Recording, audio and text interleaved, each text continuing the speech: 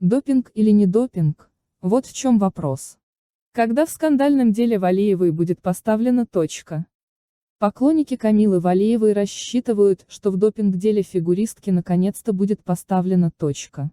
28 июля президент ВАДА Витольд Банька сделал по этому поводу важное заявление.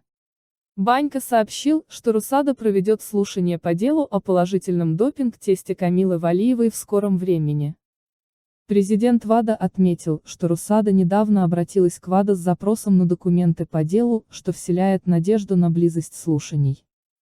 Валиеву обвинили в употреблении допинга на зимней Олимпиаде в Пекине.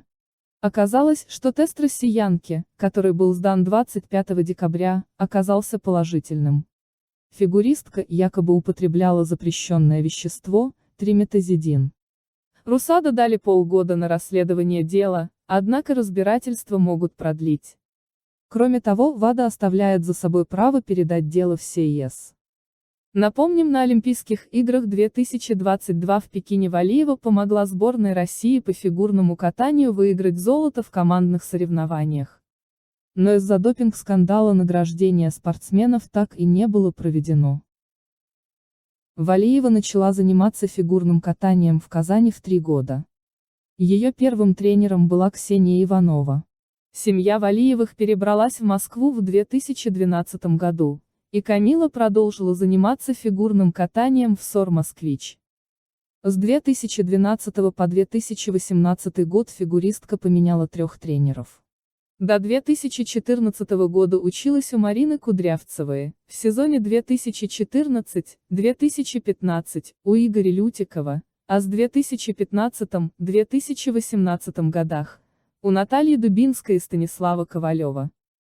Из-за травмы сезон 2017-2018 получился для Валиевой неудачным. Летом 2018 года она попала в самбо-70 в группу Катери Тутберидзе.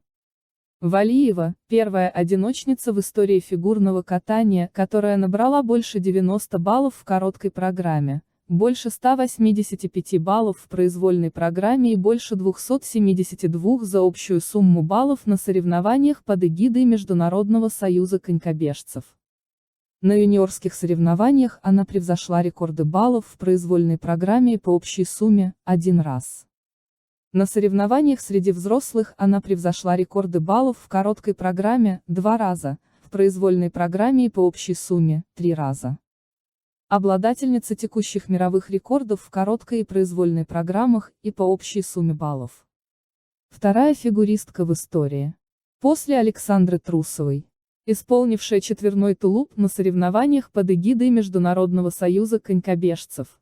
Вторая женщина в истории. После Софьи Акатьевой.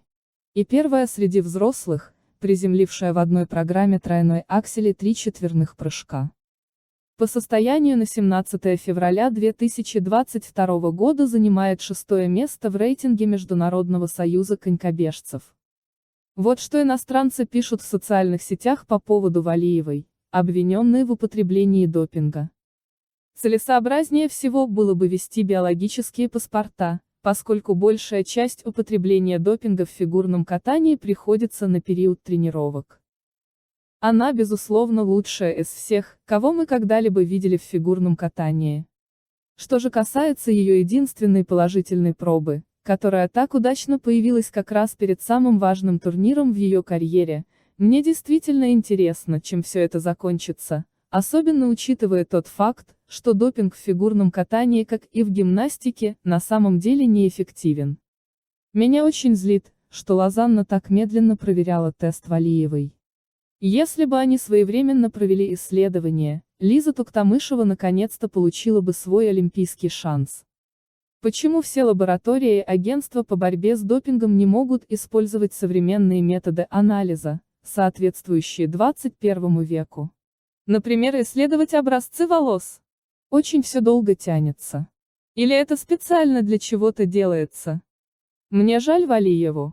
Но все же интересно. Если проба бы окажется отрицательной, все ли будут довольны? Ведь проба, которая показала, что она тренировалась под запрещенным препаратом, никуда не денется. В любом случае, Валиева может быть звездой в России, но какой ценой? Насколько бы удивительной она ни была, интересно, насколько хорошо ее воспримут за рубежом, когда они смогут выезжать из России.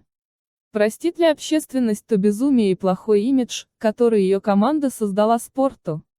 Вам всем нужно перестать давить на Камилу.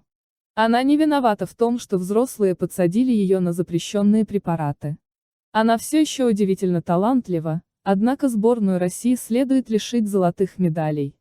Тем не менее, я желаю Валиевой всего наилучшего и с нетерпением жду ее новых программ. Все-таки не верится, что она могла принимать допинг. В этом просто нет смысла, если говорить о фигурном катании. Честно говоря, Камила, вероятно, лучшая из всех, кого мы когда-либо видели, несмотря на ее один положительный тест.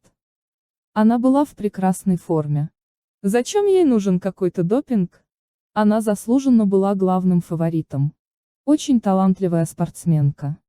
Вы можете посмотреть видео, где она катается еще ребенком, она всегда была потрясающей. Я не говорю, что это нормально. Просто я считаю, что не совсем справедливо обвинять 15-летнюю девушку в том, в чем она, скорее всего, даже не принимала участия. Она несовершеннолетняя, так что даже если она дала устное согласие, она здесь жертва. Этери и ее группе врачей, которых она таскает за собой, нужно запретить работать с детьми и со спортсменами в целом. Теперь, зная о богатом допинговом прошлом российских спортсменов в целом и о том, через какие изнурительные тренировки проходят девушки Этери, я даже не могу смотреть на Анну Щербакову, которая мне нравилась больше, чем Камила, не думая о том, какой коктейль из лекарств они могли ей дать. А как же Коляда и другие русские парни, за которыми мы любили наблюдать? Как Никита справился с выступлением на Олимпиаде с серьезной травмой спины? Мне не нравится идея, что фигуристов накачивают обезболивающими вне зависимости от того, какую страну они представляют.